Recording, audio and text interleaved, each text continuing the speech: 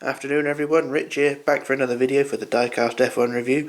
Here today is the Red Bull Renault RB6 from the 2010 Formula 1 World Championship, and in the car is Mark Webber. Now the RB6 started off the 2010 season as pretty much the favourite. Red Bull coming into 2010 as the favourite after a pretty strong, I'll say pretty strong, but pretty much a dominant end to 2009 with the RB5. Which pretty much saw Red Bull become a main force in Formula 1 after some pretty dull seasons previous to that. Adrian Newey taking advantage of the massive rule changes going into 2009 and capitalising on that going into 2010 as well, where the refuelling was banned. The car went into 2010 as the favourite, but it took till round 3 before the car actually won a race. The car was the fastest in Bahrain, round 1, but I think it was engine problems or exhaust problems which slowed Vettel down towards the end of the race. And then brake failure in Australia, round 2, and ended with Vettel in the gravel trap. But things come together in, I think was it Malaysia or China? I can't remember, it was one of those two. Yeah, Malaysia, wasn't it? Yeah, Malaysia, and a win for Vettel there pretty much confirmed that Red Bull were definitely the force to be reckoned with. But 2010 though was an up and down season for Red Bull. It was a messy season in terms of championship contenders, because it seemed to me that no one really deserved the title in 2010. There were a lot of mistakes made, driver errors, and controversy and things like that. It really did make the season very messy. Great to watch, no doubt about that, but it just seemed a very messy season. There was no clear winner until the final round, and I don't think at the end that Red Bull, or well Vettel anyway, didn't really deserve the title. Although I just said, just saying that no one really deserved it. But Vettel came out on top at the end, and but 2011 was definitely a season that he deserved to win. But 2010, it really didn't seem anyone deserved it. No one outright anyway. Maybe Mark Webber, but that was that. But I think it was Mark Webber as favourite going into the final round. I think it was up against Fernando Alonso, but they were both caught in traffic at the Bahrain Grand Prix, not Bahrain, Abu Dhabi, caught behind both the Renaults and was stuck behind them for the remainder of the race, and Vettel took the victory and the championship. But one of 4 drivers going into the final round as a championship contender, Lewis Hamilton of course being an outsider at the time, and I didn't really gain much more than that, but a lot of controversy within the team as well, as they both ran, Vettel and Webber ran into each other in Turkey and blamed each other for that, and Webber getting demoted, as it were, to number 2 driver status at the British Grand Prix, and having his revenge during the race as well, and as winning it. It was all to do with new front wings and things like that. Basically, Webber had the new front wing, and they took it off and put it on Vettel. A lot of controversy, just sort of in a team wranglings, those sort of things happen. Sort of like what you get at Mercedes today. But the car was definitely a dominant car when it was winning. It didn't have superb reliability though. There's an improvement over that 2009 car, reliability wise, but reliability was definitely worse coming off when when reliability was needed. I.e. in Korea, with the Vettel engine blowing very late into the race. So the early season reliability sort of took its toll, but the car was pretty much the best, definitely over the Ferrari and the McLaren, and it showed. But a lot of mistakes throughout the year as well. I say the main mistake for me was Webber spinning out on his own at the Korean Grand Prix in the wet, and then taking Rosberg out at the time as well. But things happen, and there you go, that's what happens in Formula 1. But Webber never really had a shot at the title again after that. But enough about the car. I think there's not much else I can say about the car. The Red Bull, they have their ups and downs, and they're currently having their worst season for a while as of 2015. But 2010 was a whole different story. But onto the model itself, it's of course a Minichamps model, and a very nice one it is as well. I think there are a few of these, a few different variants available. This is just the Mark Webber version, and It's a very nice one indeed as well. It's very nice. I can't remember what I was going to say now. Oh, it doesn't matter. But yeah, Minichamps 1/18 scale model, and of course the most demanded car of the 2010 season. I can't quite losing my words today. What's wrong with me? Oh, it doesn't matter. I'm having a bad day.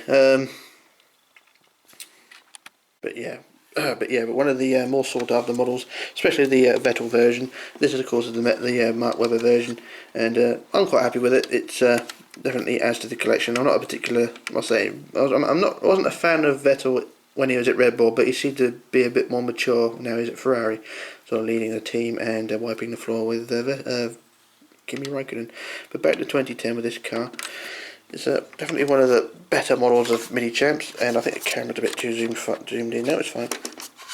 But I keep moving it around, and it's one of the stronger models as well. I think going into, say, 2012, I think the cars became a bit more flimsy, but this one's definitely one of the stronger ones. And we'll just do a quick zoom around here, do a quick zoom around the back, and you can really see how tightly sculpted the side pods are on this car. Just a quick view above. You can see how sleek the bodywork design goes, and it really hides the exhaust as well. As the exhausts, I'm not sure if they're, trying to see where they are in this car. They were, I don't know, just sort of looking as going by what they've done in 2009 with the exhaust coming out the sides underneath here, but the exhaust are a bit more hidden on this model. But no big issue there. And it was I think this is the based on the Chinese Grand Prix edition. I'm not sure. Minichamps had a habit of making Red Bulls from the wrong races.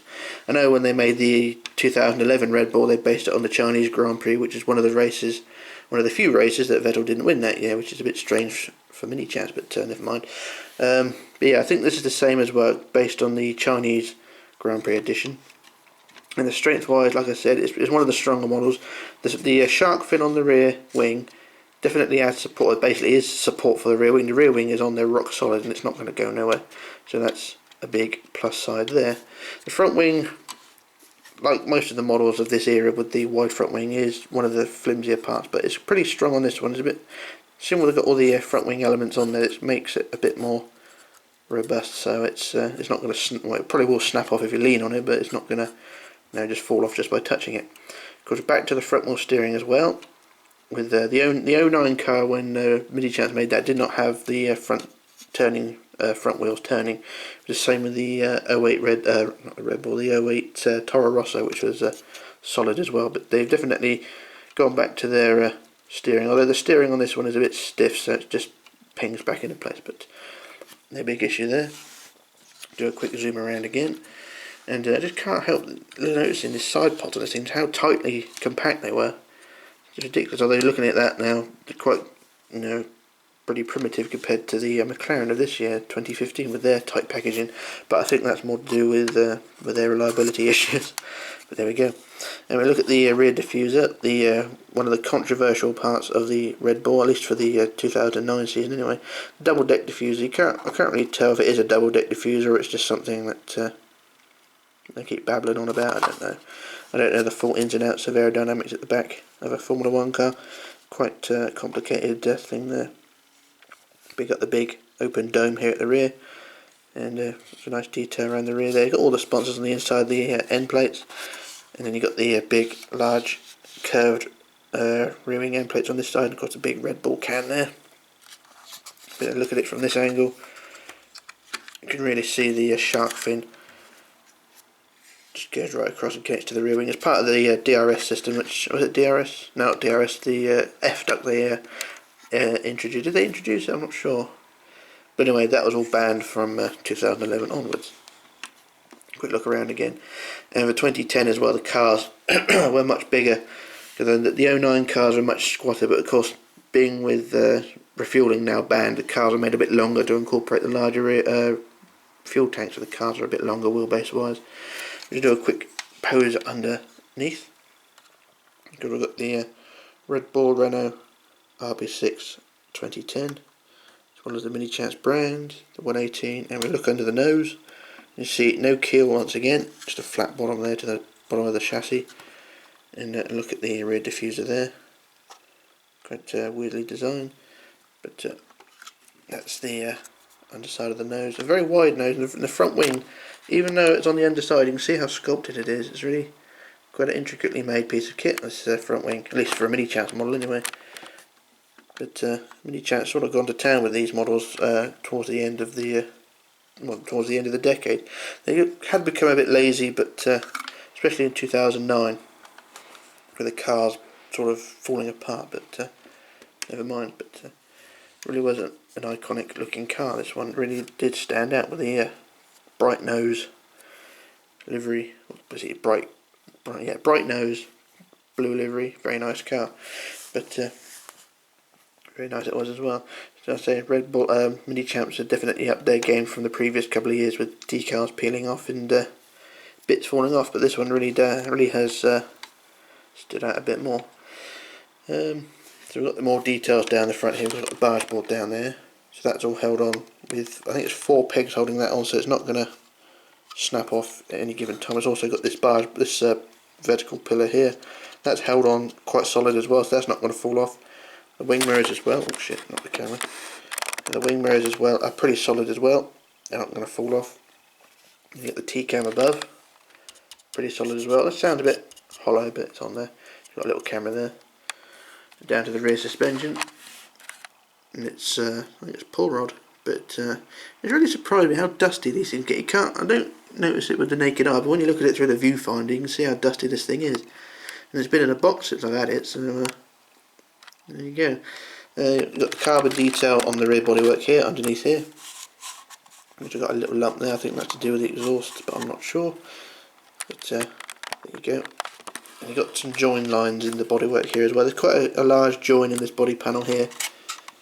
So you've got a join panel down here, and then you've got one across the bottom there. This one here ain't too noticeable because of the yellow decal over the top, but this one is quite a large join line there, but not a big, huge issue, but it's just something I point out.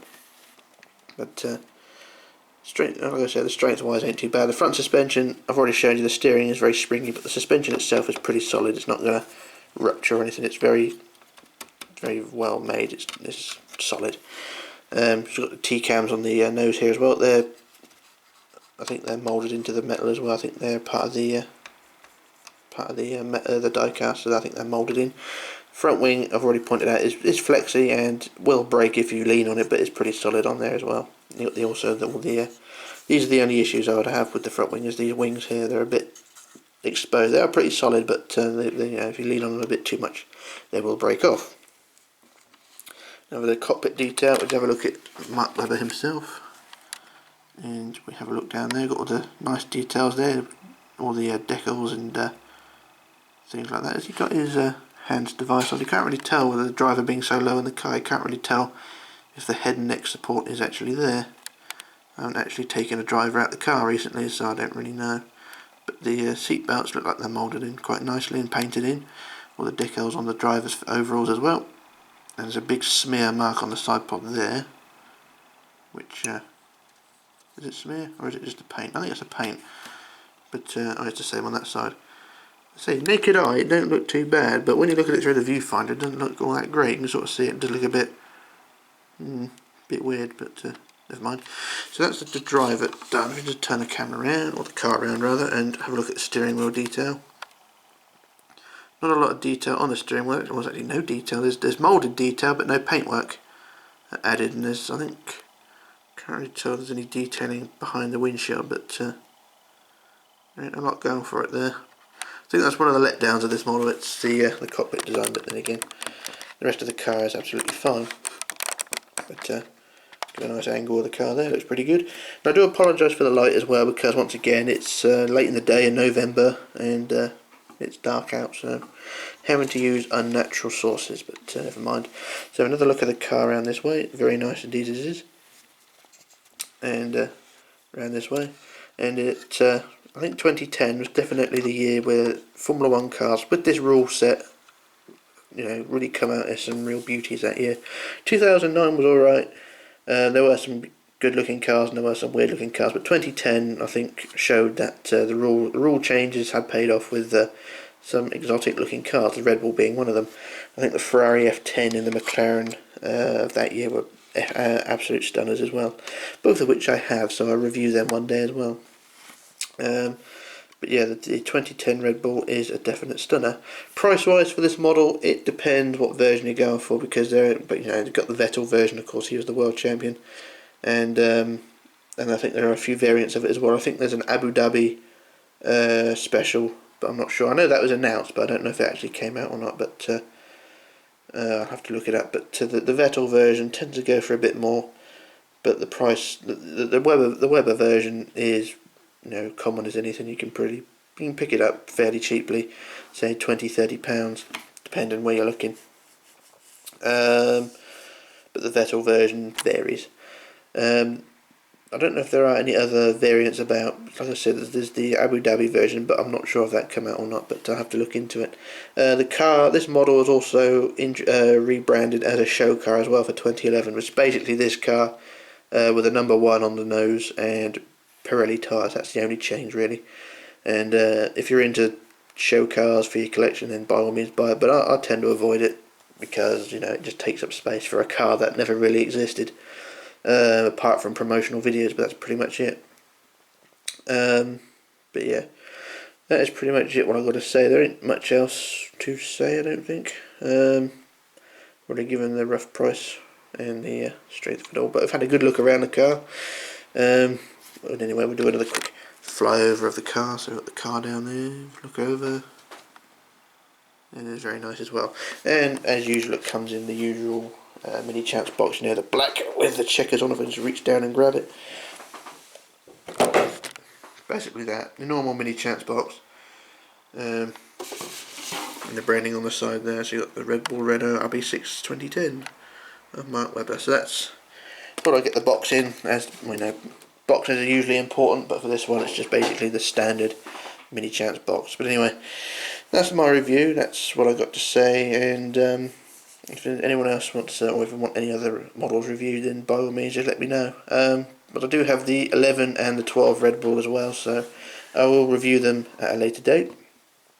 I've also got another one to do in just a few minutes, so I'll just do a quick preview of it, even though you probably know what it'll be by the time that this video is uploaded.